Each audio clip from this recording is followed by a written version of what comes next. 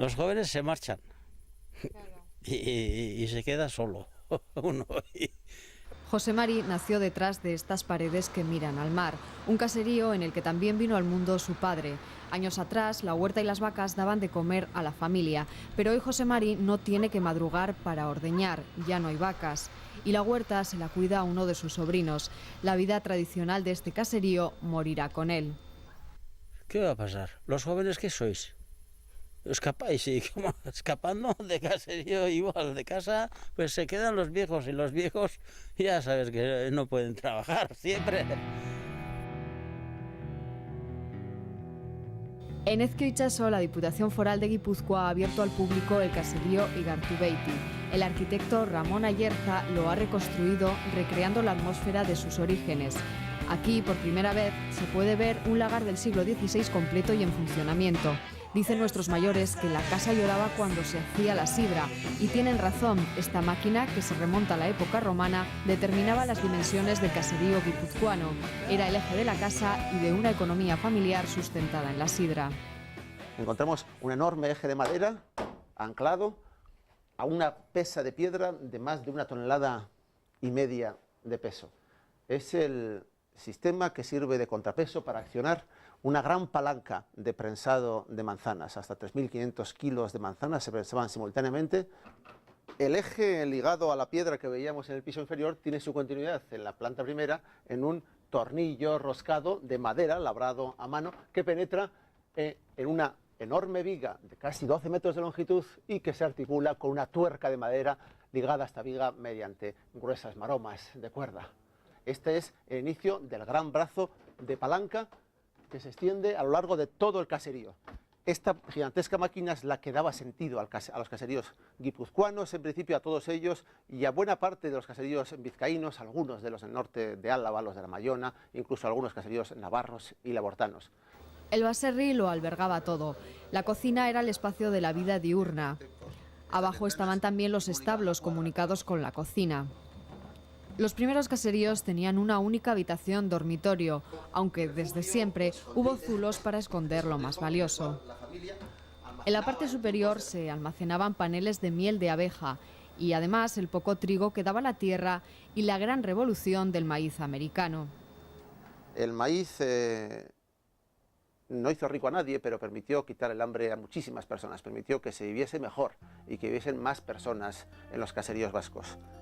Este fue el modo de vida que acogió el caserío en sus orígenes, a finales del siglo XV y principios del XVI, y así prevaleció hasta la llegada de la Revolución Industrial. Siendo el baserri el icono de la casa vasca, llevamos un siglo sin construir ninguno. Juan Ángel Larrañaga, junto a los también arquitectos Alberto Zulueta y José Luis Loinaz, y el historiador Alberto Santana, se han considerado los notarios de la muerte del caserío. Ellos son los autores de un trabajo de investigación sobre 100 de estos edificios. El caserío surge un poco casi de la nada, porque en un momento dado cambia por completo el sistema de construcción y de vida en el país. Pero se han conservado un elevado número de caseríos, unos 45.000.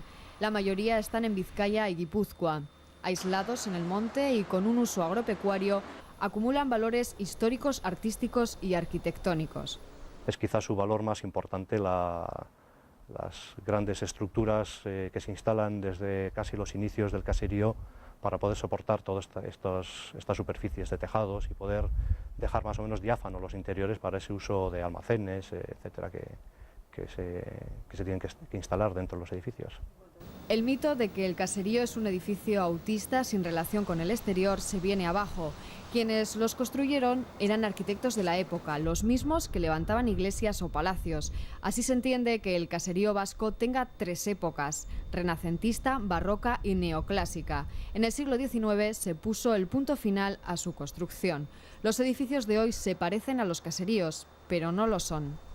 Yo creo que el caserío se mantendrá, por lo menos el edificio, no tanto los usos, se mantendrá más por su propio valor, el propio valor de edificio aislado en el campo y con una buena capacidad de admitir otros usos, hace que todavía sea un elemento muy atractivo.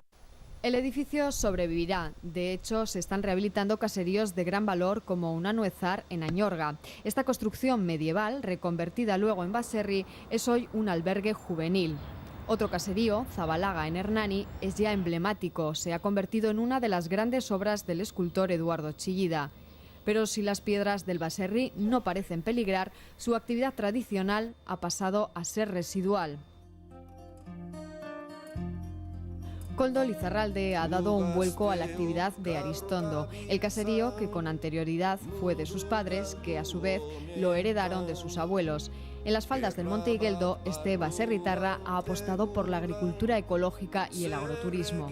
La situación en el caserío yo lo veo como muy duro y muy difícil, y cada vez está la cosa con esto del tema de la globalización, tal como está el mercado, el colocar nuestros productos aun siendo ecológicos incluso cuesta, ¿no? Apenas hay alternativas para el caserío y si el mercado puede acabar con las pequeñas explotaciones, la presión urbanística también hace mella en el baserri.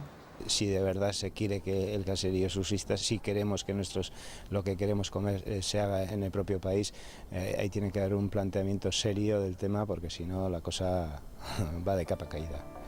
Seguirán estando ahí cuando alcemos la vista, fuertes, impasibles, austeros, testigos de que el caserío ha tocado su fin.